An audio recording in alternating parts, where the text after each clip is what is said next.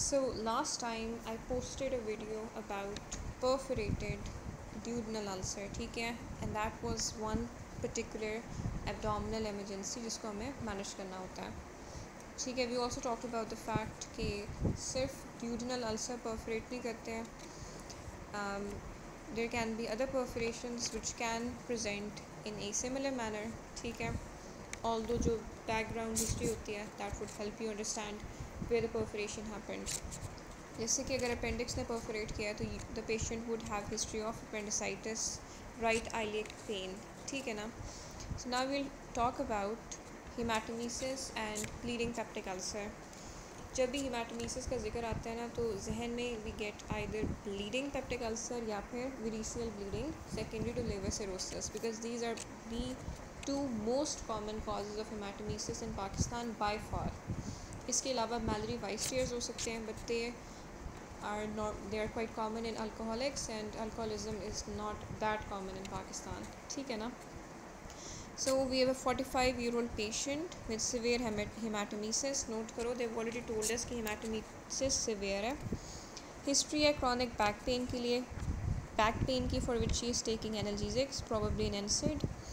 साथ में cirrhosis भी है secondary to hepatitis. उन्होंने पूछा है कि अब possible causes हैं bleeding की. It is either a bleeding peptic ulcer या फिर इट इज़ विरीसियल ब्लीडिंग. अब वो पूछते हैं कि क्या 3 इंपॉर्टेंट ब्लड टेस्ट हैं. हमेशा वी डू CBC, अंदाज़ा लगाने के लिए कि क्या सिचुएशन है. ठीक है. एंड इसके अलावा we go for cross matching the blood since this is severe haematemesis and we would have to probably eventually transfuse blood. Thirdly, we do PT and APTT.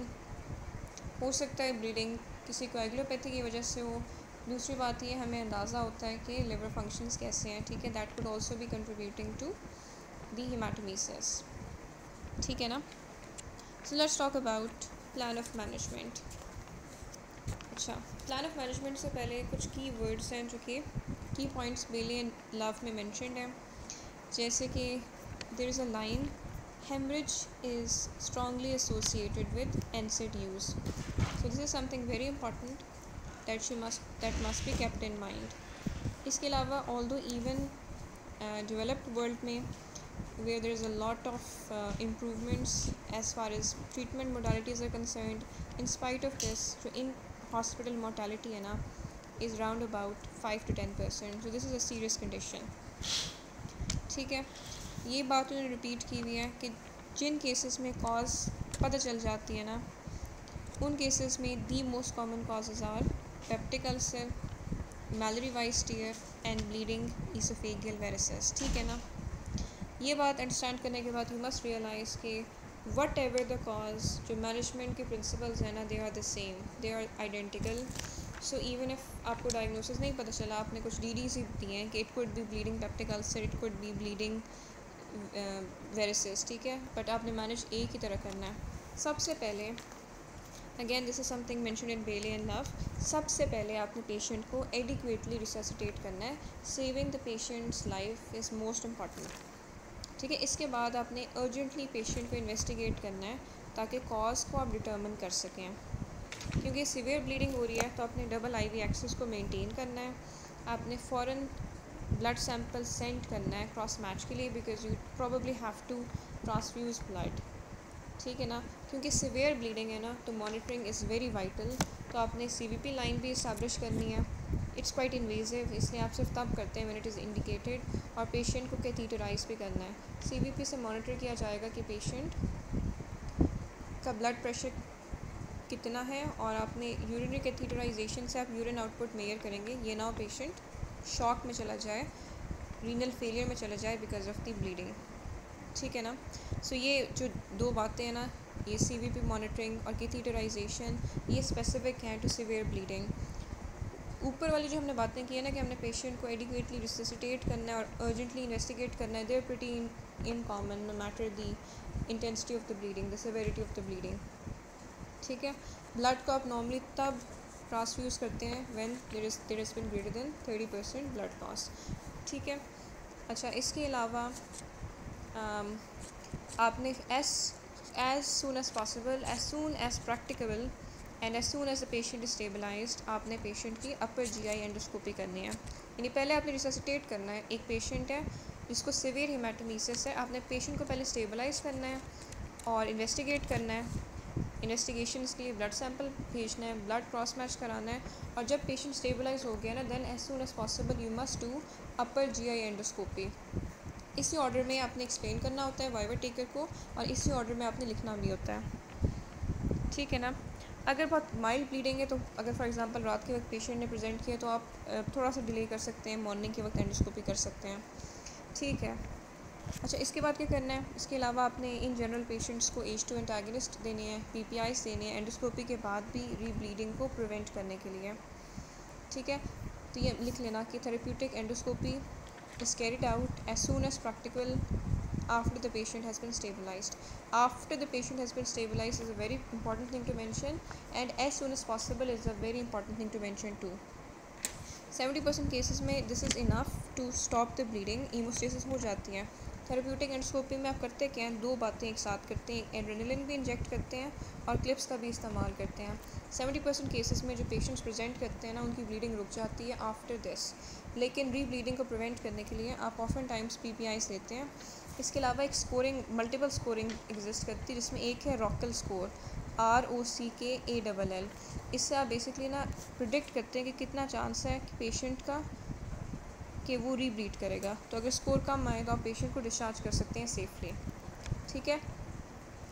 अच्छा, अजम्पशन ये है कि now we are considering a patient जिसमें therapeutic endoscopy either did not work, या फिर source of bleeding तो मिल गई थी but it did not work, या फिर आपको सोर्स ऑफ ब्लीडिंग ही नहीं मिली थी, या फिर आपने ब्लीडिंग को रोक दिया था लेकिन अब रीब्लीडिंग शुरू हो गई है, ठीक है। तो इसके बाद ना ऑप्शन वैसे सर्जरी ही होती है, लेकिन कुछ सेंटर्स में ना we have something called angiography with transcatheter embolisation available, वो हम कर लेते हैं, लेकिन ये बहुत ही कम जगहों पर अवेलेबल है, सर्टनली नॉट इन पाकिस्तान। इसके बाद हमने सर्जिकल ट्रीटमेंट का भी मेंशन करना है, क्योंकि सिवियर ब्लीडिंग है ना, हो सकता है कि थेरेप्यूटिक एंडोस्कोपी फेल कर जाए, ठीक है, और रीब्लीडिंग हो जाए। या थेरेप्यूटिक एंडोस्कोपी पर जब आप अल्सर को देखें तो अल्सर की बेस पर आपको बाकायदा एक वेसल नज़र आए, या फिर आपको एक स्पर्टिंग वेसल जिससे ब्लड निकल रहा हो वो नज़र आए। ये हो सकता है कि बेस पर आपको कोई क्लॉट नज़र आए, ठीक है ना। तो ये वो पेशेंट्स हैं जिनमें इट इज़ लाइकली कि आपको सर्जिकली मैनेज करना पड़ेगा, because these are risk factors for rebleeding ना।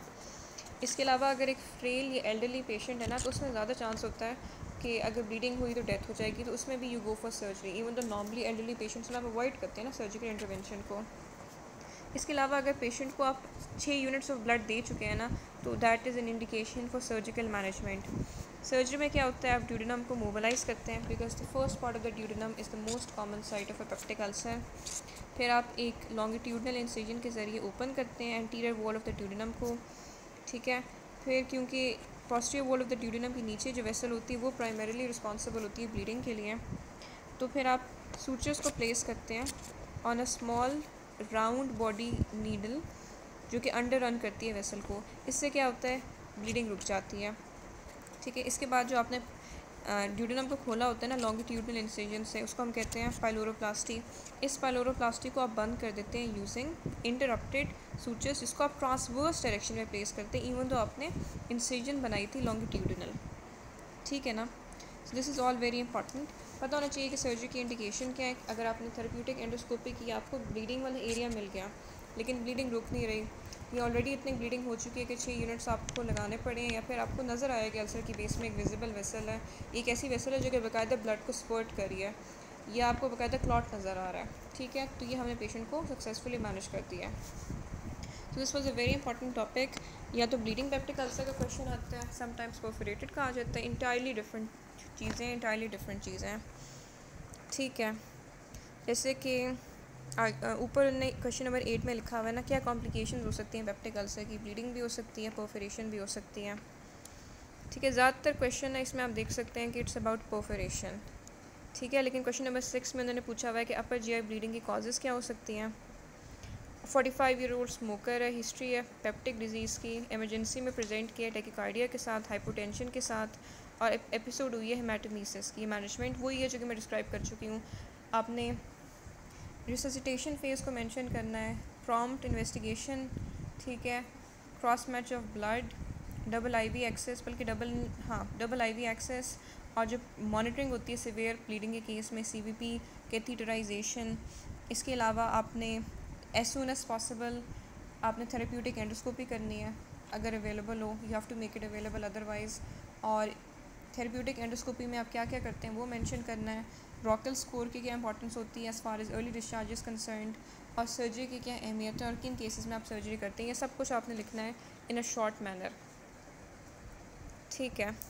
फिर क्वेश्चन नंबर 5 में भी ये है कि अब मैसिव अपर जीआई ब्लीडिंग है, 1 घंटे पहले शुरू हुई है, पेशेंट को टाउ टेकीकार्डिया है और बीपी भी कम है, ठीक है। मैनेजमेंट पूछी हुई है और इंडिकेशंस क्या होती हैं सर्जरी की। वही इंडिकेशन होती है कि आपको एंडोस्कोपी आपने की है और आपको विजिबल वेसल नज़र आई है अल्सर की बेस में, या स्पर्टिंग वेसल नज़र आई है, या अल्सर की बेस में क्लॉट नज़र आया है, या फिर ऑलरेडी 6 यूनिट्स आप ट्रांसफ्यूज़ कर चुके हैं ब्लड के, या पेशेंट बहुत एल्डरली है और फ्रेल है, ठीक है। ये सारी इंडिकेशंस हैं, ठीक है।